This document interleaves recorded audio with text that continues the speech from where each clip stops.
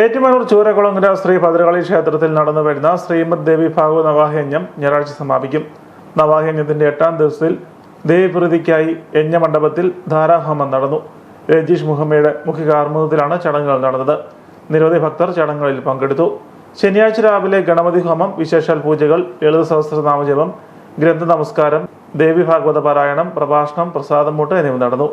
വിഷ്ണുസ്തുതി, രുദ്രാക്ഷ മഹാത്മ്യം, വിന്ധ്യാചരിതം, ഭസ്മമഹാത്മ്യം എന്നിവ പാരായണം ചെയ്തു.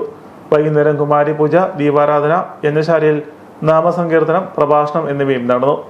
സമാപന ദിവസമായ ഞായറാഴ്ച കലശപൂജ, കലശാഭിഷേകം, യജ്ഞസമർപ്പണം, ദീപാരാധന, ആചാര്യദക്ഷിണ, മഹാപ്രസാദമൂട്ട് എന്നിവ നടക്കും. പുരാണ ഫലവർണ്ണന, ഗൗതമശാപം, മണിദ്വീപ് വർണ്ണന എന്നീ ഭാഗങ്ങൾ പാരായണം ചെയ്യും.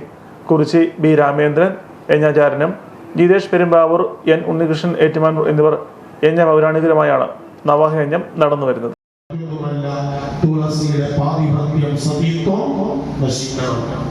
അതിന് ഒരു ദിവസം രാവിലെ ശംഖചൂടൻ യുദ്ധത്തിനായിട്ട് ഇറങ്ങി പുറപ്പെടുകയാണ്.